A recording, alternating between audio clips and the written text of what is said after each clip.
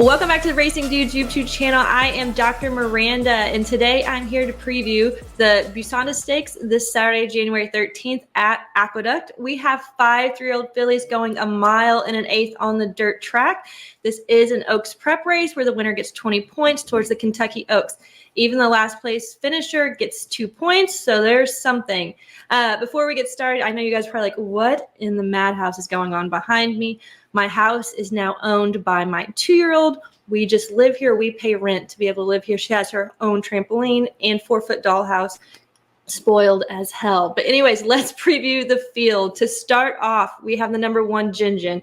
She is one of the 2 favorites in this race. She's trained by Brad Cox and is most recently exiting the G2 Goldenrod, where she finished a distant 5th place. Both her attempts at routing at Churchill Downs were not successful. She was no match for her stablemate in the Rags Riches. But one plus about her is that she did finish ahead of Vivi's Dream in that race. The solo win that she does have was done by going gate to wire fashion and setting a very slow pace. Looking at this race, there's not a whole lot of speed, so she may be able to get loose on the rail. The next horse is the lead contender in this race. That's Shimmering Aur for Kenny McPeak. She is the class of the field, having been in a G1, a G2. She's won an ungraded stakes, a race at Aqueduct in November, and she was able to close in that race, and that's how she won.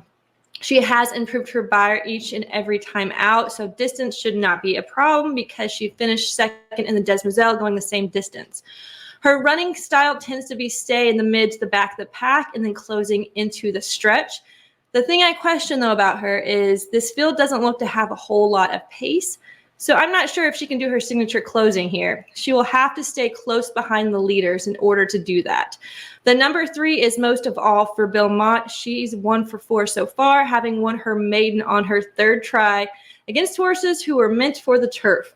She faced the favorite Shimmering Aur last time out and finished 9 lengths behind her with no excuses.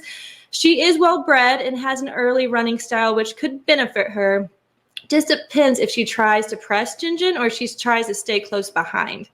The number 4 is Class Act for Todd Platcher. Ran in Kentucky in the fall and ran okay, not terrible, but not great. Her buyers are mid of the pack in this field. However, she got sent to New York last month where it seemed like she kind of put it all together.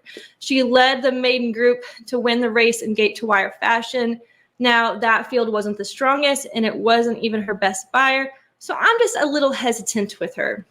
The last horse is Princess Mayfair, who is very interesting. She does come from being on the artificial surface only, so she can handle. So the question is, can she handle the change from artificial to dirt?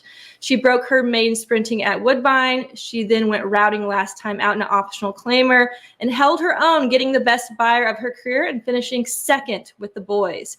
She has a chance to get the lead. Again, she actually has the fastest early speed in here, and she can run this distance. So at 8-1, she's a little intriguing to me.